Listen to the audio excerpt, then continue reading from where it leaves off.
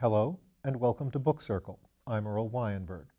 This time we continue our reading of Whose Body?, the first of the Lord Peter Wimsey mysteries by Dorothy L. Sayers. Lord Peter Wimsey has just figured out who the murderer is, and the stress of the entire investigation brought on an attack of what we would now call PTSD, and back then they called shell shock. And since he's had a case of shell shock, he is going to go to the doctor. "A regular peace super, by Jove," said Lord Peter.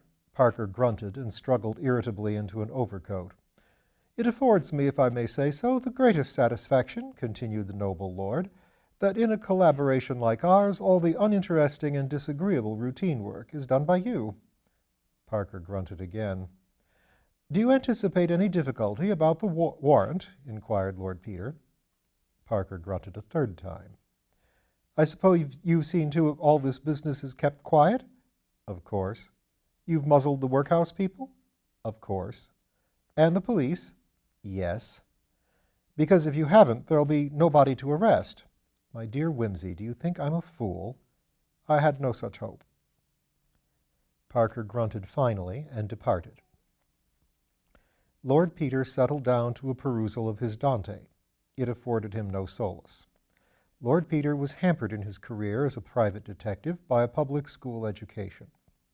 Despite Parker's admonitions, he was not always able to discount it. His mind had been warped in its young growth by Raffles and Sherlock Holmes, or the sentiments for which they stand. He belonged to a family which had never shot a fox. "I am an amateur," said Lord Peter. Nevertheless, while communing with Dante, he made up his mind.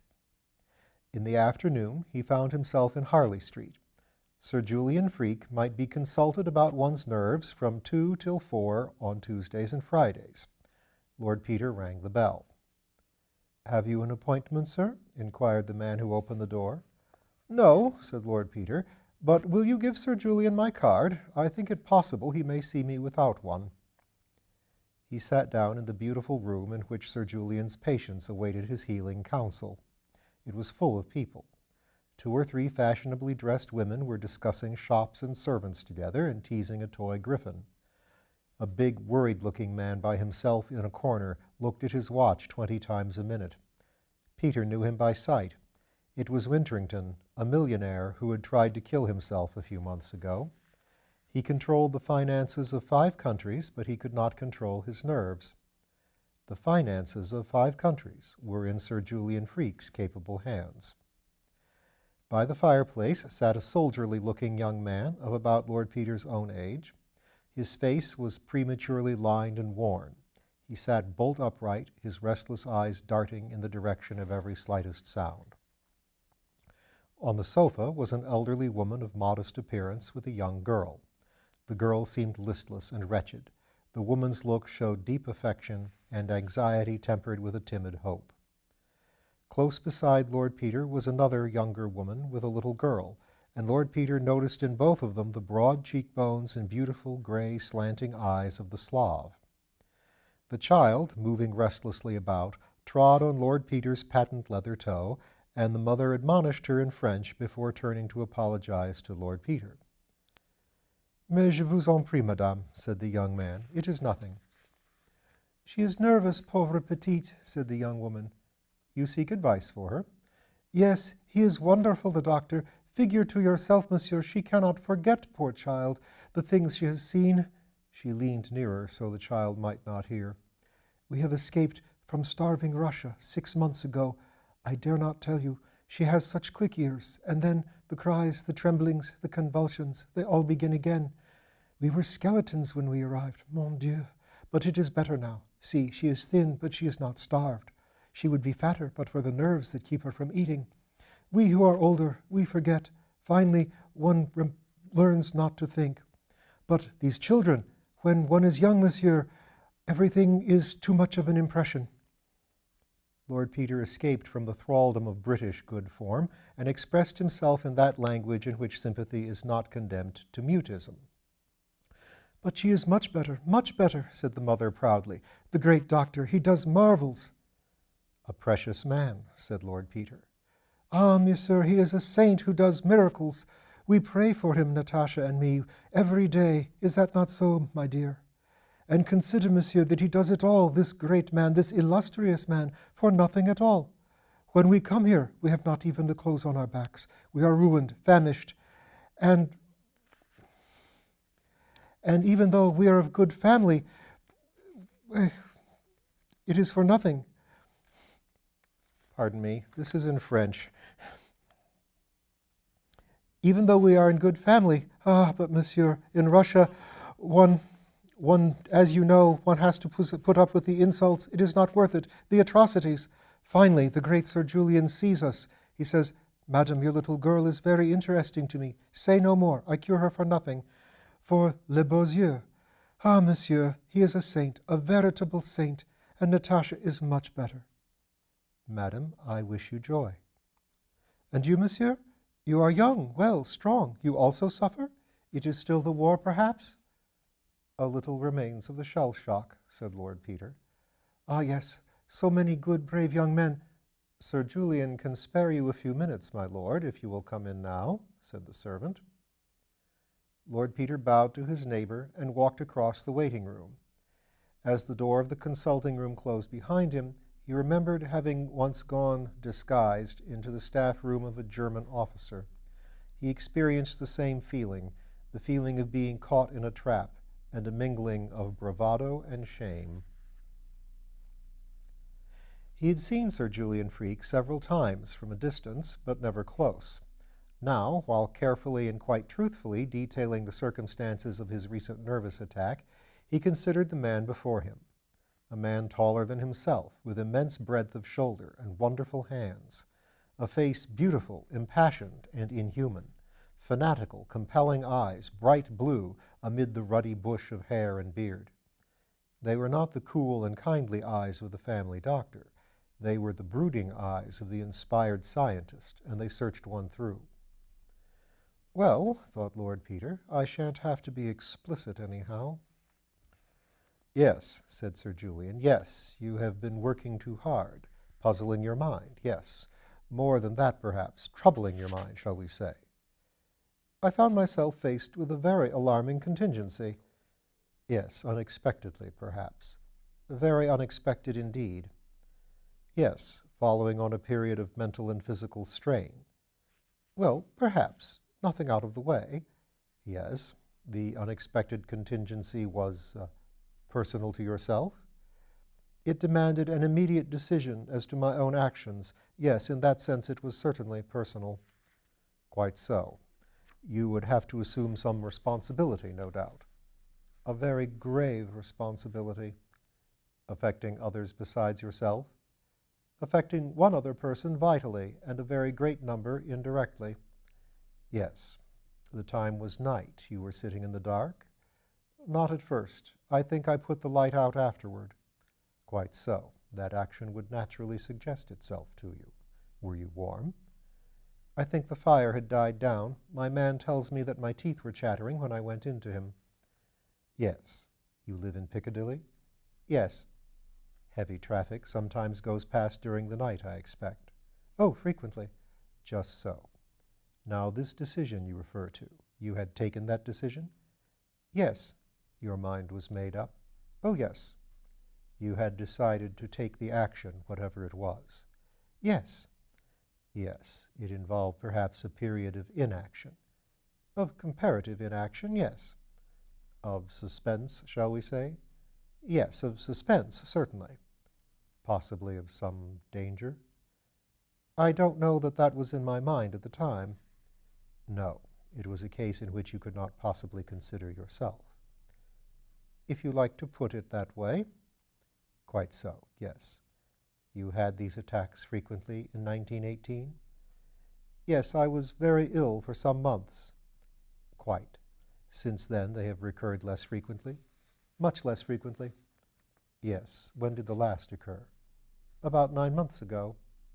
Under what circumstances? I was being worried by a certain family matter. It was a question of deciding about some investments, and I was largely responsible. Yes. You were interested last year, I think, in some police case? Yes, and the recovery of Lord Attenbury's emerald necklace. That involves some severe mental exercise? I suppose so, but I enjoyed it very much. Yes, was the exertion of solving the problem attended by any bad results physically? None. No, you were interested but not distressed. Exactly. Yes, you have been engaged in other investigations of the kind? Yes, little ones. With bad results for your health? Not a bit of it. On the contrary, I took up these cases as a sort of distraction. I had a bad knock just after the war, which didn't make matters any better for me, don't you know? Ah, you are not married? No. No. Will you allow me to make an examination? Just come a little nearer to the light. I want to see your eyes. Whose advice have you had till now? Sir James Hodges.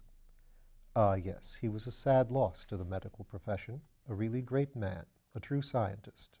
Yes, thank you. Now I should like to try you with this little invention. What's it do?